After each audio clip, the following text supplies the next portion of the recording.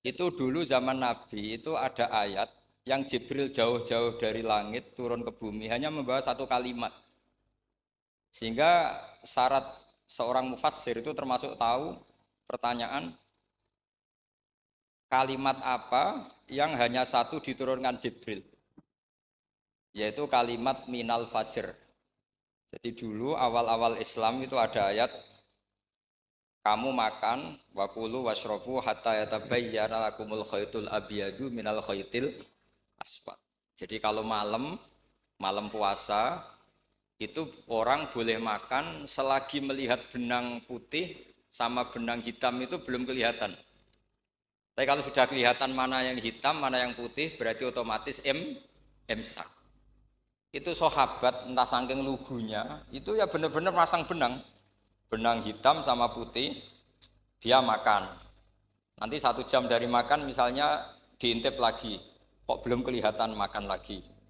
Mungkin yang istrinya cantik ya kumpul istrinya lagi, kalau tidak cantik ya sudah tidak usah mungkin. Sampai itu jadi perilaku sahabat berhari-hari. Ketika dilaporkan ke Rasulullah, Rasulullah itu tertawa-tawa. Kok ada begitu? Baru Jibril datang menerangkan minal fajr. Jadi benang hitam artinya masih malam, benang putih maknanya sudah fajar shadiq. Itu lama sekali. Saya ini termasuk orang yang sangat-sangat susah ketika orang ingin belajar Islam itu instan. Dulu Nabi jadi Nabi itu 23 tahun. Itu untuk menemukan teori masbuk, tidak nyalip imam, itu Nabi juga lama. Jadi dulu sahabat itu kayak anak-anak kecil zaman saya kecil, itu kalau imam sudah rakaat ketiga atau rakaat keempat, itu kalau orang-orang desa kan langsung takbir, terus dia sholat sampai 3 rakaat nyalip siapa? Imam. Nanti di rakaat keempat baru sama imam salam dia ikut salam. Itu hebat betul. Itu sama sekali nggak salah. Kalau ditanya, lo kok ikut salam? Kan sudah sama-sama 4 rakaat karena imamnya dia apa? Disalib. Jadi dia takbir terus tahu imamnya rakaat ketiga atau keempat terus nyalip sampai ke rakaat yang sama. Nanti salamnya bareng-bareng imam. Itu dulu sahabat ya gitu. Kalau Rasulullah sudah di rakaat keempat atau ketiga langsung mereka takbir Allahu Akbar nyalip. Setelah nyalip menyamakan dengan Rasulullah salam juga ikut salam. Jadi itu dulu lama sekali prosesnya. Sampai ada satu peristiwa Mu'ad bin Jabal datang, kemudian Nabi sudah sholat, berarti masbuk kalau dalam bahasa fikih. Mu'ad langsung ikuti Nabi, setelah Nabi salam baru Mu'ad menambahkan jumlah rakaat yang tertinggal. Terus semenjak itu jadi sunnatan mutaba'ah kalau masbuk ikut imam, kemudian hanya menambahkan rakaat yang tertinggal. Itu 23 tahun. Jadi saya ngisi 20 menit yang nggak paham, 2 jam yang nggak paham, 3 jam yang nggak mungkin paham. Daripada gitu ya 20 menit saja. Ya itu betul, karena saya tidak punya kemampuan untuk itu. Saya masih ingat, saya ngaji umum pertama itu di hallnya abahnya Pak Hamid Pasuruan di Lasem. Kedua di Pak Hamid Pasuruan kemarin. Terus tadi di Kiai Robah Maksum, itu ajudannya 3 kali ke saya tidak mau. Kiai Robah datang sendiri, sudah sepuh dituntun. Saya ini agak-agak soleh lah. Kalau sama orang sepuh itu pengapesan. Masih ingat lah aturan mainnya laisa minna malam yarham sahirona wa yuwaqqir haqqa kabirina. Tapi yang sepuh betul kayak Mbah Jamal itu sepuh betul. Ada sepuh gaya-gayaan enggak mau. Karena memang Mbah Jamal itu besanan sama saya. Mbah Sahal itu misanannya Mbah saya. Terus dapat Mbah Nafisah ya keluarga sini. Saya teruskan, kalau Mbah Robah itu faktornya sanad ya. Robah bin Maksum. Maksum ini muridnya Mbah siapa itu? Fakih, Mas Kumambang. Ya, Mbah Zubair dulu ya ngajinya sama Mbah Fakih apa? Mas Kumambang. Kemarin seminggu yang lalu saya di Pondok Termas ya, faktornya sepuh. Karena sanad saya Mbah Mun, Mbah Zubair, Kiai Fakih Mas Kumambang. Kemudian Mbah Mahfud apa? Termas. Saya terus mau cerita tentang sanad ilmu. Jadi Nabi itu 23 tahun. Dan itu tidak gampang, ada fasenya. Bahkan ada fase Nabi itu harus as-sukut anil mungkarot. As-sukut anil mungkarot itu diilmoni oleh pakar-pakar usul fikih. Apakah as-sukut anil mungkarot itu berarti mengekrori kemungkaran? Apa takhirul bayan? Saya ulang lagi pakai bahasa Indonesia. Ketika ada kemungkaran, Nabi diam. Itu diamnya karena nyari momen untuk ngandani, atau memang diam itu dengan tanda kutip jangan-jangan dianggap ikrar. Makanya ulama usul fikih itu berdebat. Diamnya Nabi ketika melihat kemungkaran di awal Islam itu karena ada ma huwa aham, ada yang lebih penting yaitu menerangkan tauhid.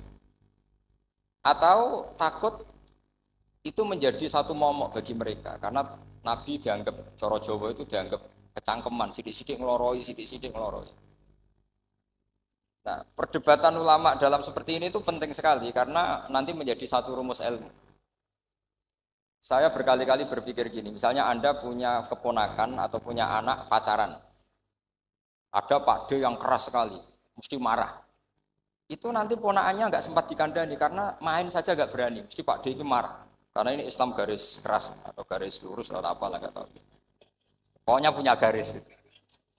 Terus ada kelompok Islam yang nggak punya garis, ya nggak punya karakter. Ponakannya pacaran ya santai, malah kenalan sampai pacare ponakannya.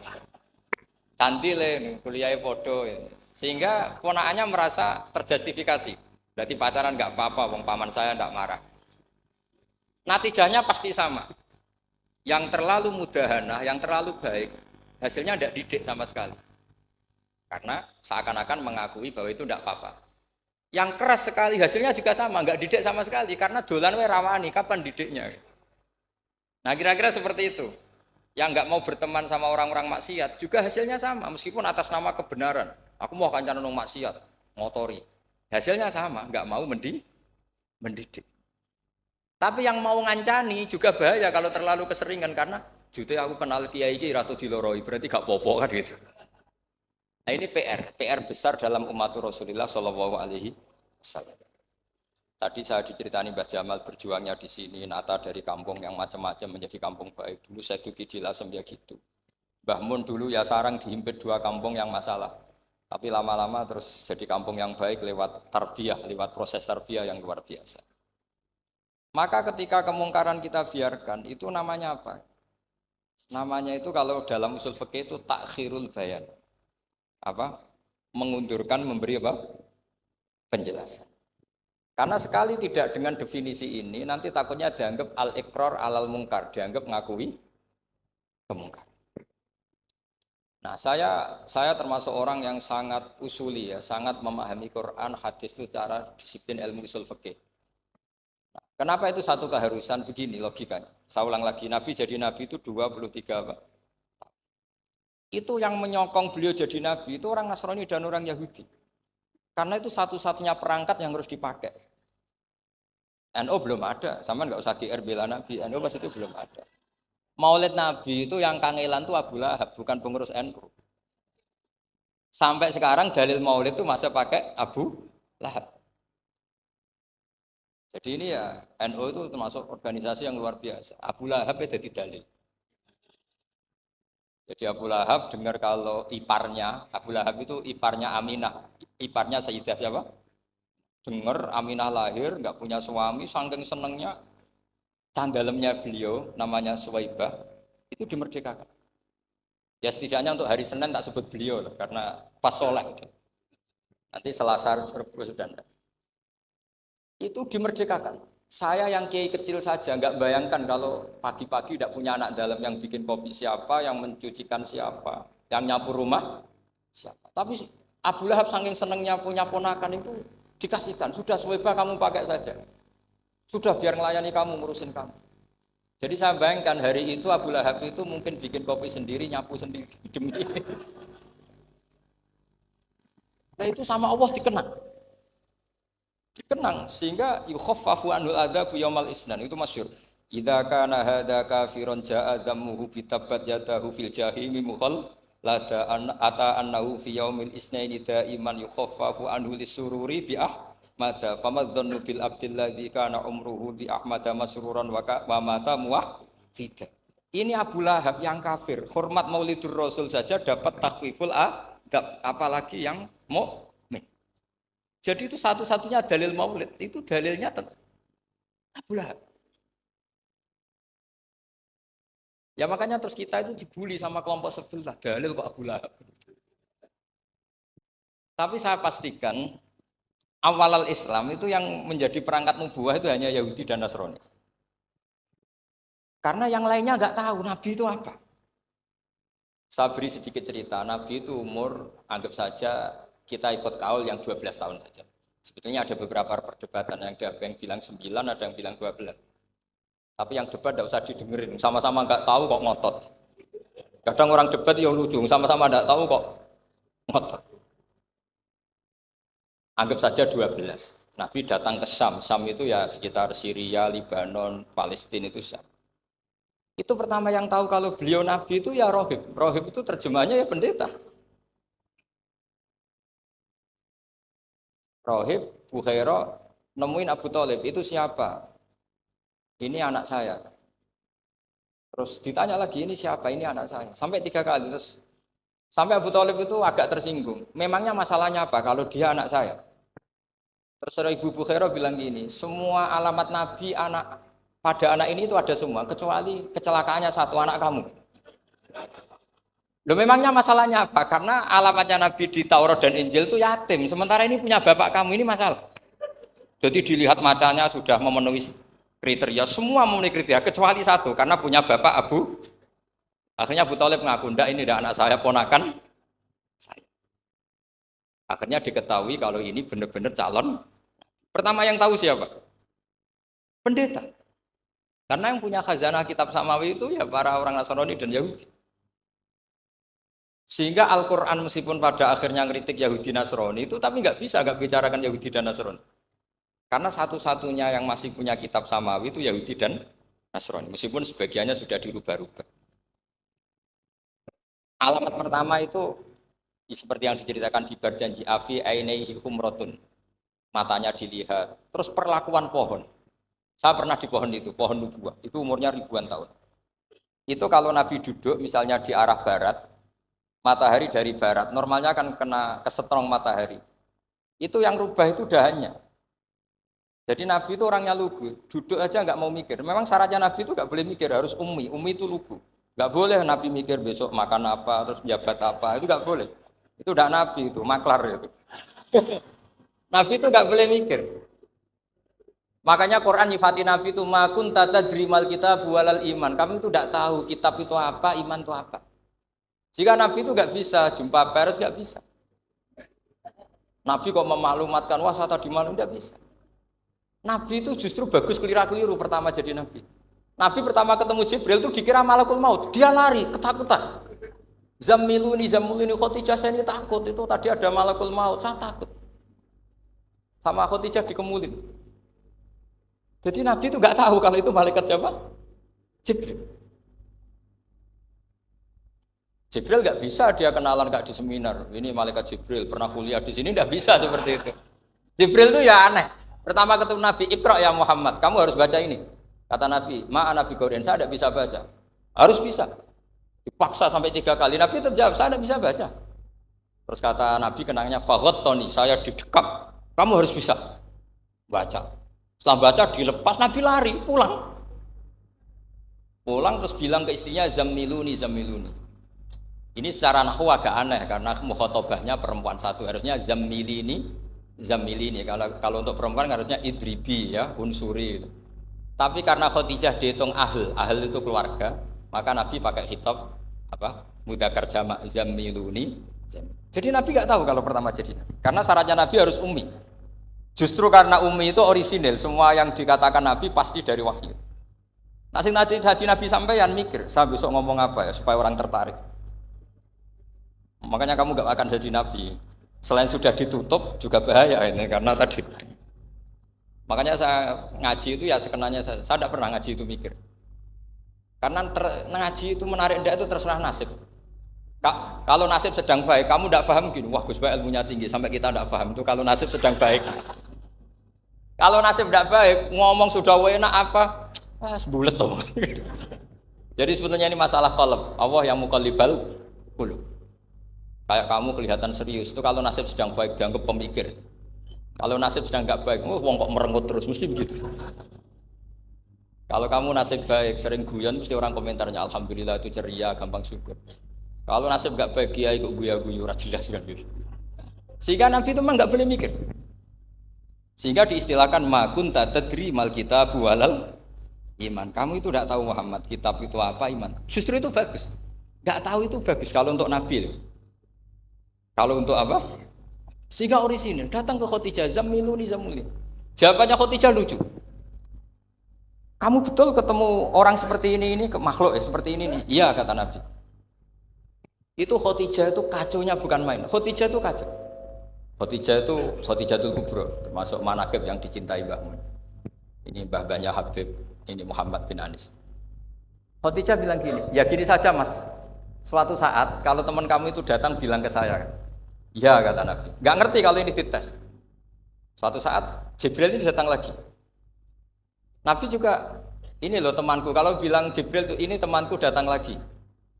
Khadijah fahasarat an fakhidiha. Masyhur itu di riwayat. Apa pahanya agak dibuka. Mas, temanmu masih, weh lari katanya. Terus setelah lari ditutup lagi. Temanmu datang lagi, iya datang lagi.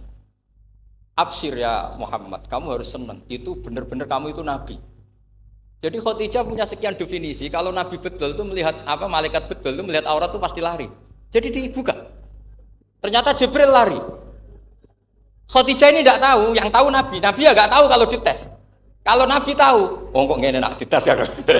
Jadi ini mungkin, jadi Nabi itu gak tahu kalau dites. Mas kalau temanmu datang bilang saya. Setelah pas Nabi sama Khadijah, Jibril datang. Masyhur itu fahasarat an fakhidiyah. Dibuka, temanmu masih Mas, lari. Ditutup lagi. Sekarang gimana Mas? Datang lagi. Kamu harus senang, kamu Nabi betul. Karena kalau itu setan, wah mesti seneng nonton aurat kan itu. Itu Nabi tidak tahu kalau dites. Kalau sampean kan tahu kalau mau dites istri. Sampean mulai kato tong wedok liya, teko mesti bojo mbek servis untuk menutupi semua keburukan itu. Itu Nabi. Uniknya terus Khadijah, Nabi jadi Nabi sama Khadijah itu tahu dulu Khadijah. Nabi enggak tahu kalau mau jadi Nabi, tapi Khadijah tahu. Sehingga ketika umur 25 tahun Nabi sebagai pedagang, Khadijah itu ngirim mata-mata namanya Maisarah. Maisarah itu nama lelaki. Saya tambahin lagi Maisarah nama lelaki. Nanti kalau kamu artikan nama perempuan, oh berarti Nabi kemana-mana punya perempuan. Enggak, Maisarah itu nama lelaki. Maisarah dikirim Khadijah terus. Gimana Muhammad di perjalanan? Tudhilluhul ghamamah tuti'uhus sahaib. Kemana-mana dipayungi oleh mega, oleh awan. Sekian informasi ke Rasul ke Khadijah itu dimasukkan semua ke Khadijah. Tapi betapa kecewanya Khadijah ketika Nabi nikah umur 25 tahun, Khadijah umur 40 tahun. Itu kok gak jadi Nabi. Itu mulai kecewa gini, sido jadi Nabi tahu ora. Makanya ketika tahun ke-40, berarti Nabi umur 40, cerita ketemu tadi Jibril, sebenarnya Nabi gak tahu itu Jibril, gak bilang Jibril. Itu Khadijah senengnya bukan main. Karena apa yang dibayangkan dia terjadi. Fa wa la yuzika wa abadan innaka la tasilur rahim wa tahmilul kalla wa taksibul maqdud wa taqridu fa wa tu'inu ala nawaibil haq. Ini kalau istilah bahasa Pak Said Akil, syarat jadi rais Suriah harus hafal katanya gitu. Sonono, syaratnya jadi ulama. Saya ini jadi ulama sebelum di NU. Makanya kata Mbah Mun dulu guyon kiai ono loro, ono kiai sing ning NU, berarti kiai sik lagi ning NU. Ono sing kiai NU nak gak pengurus NU ada di kiai gitu kan. Itu guyonannya Mbah Mun.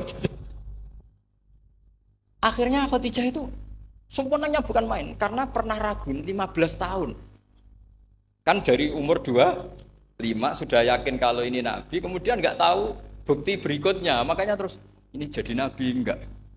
Setelah umur 40 benar-benar nabi, paginya diajak ke Waraqah bin Naufal, masih pernah paman sama Khadijah. Ya Ami, ini ibnu akhika mau cerita.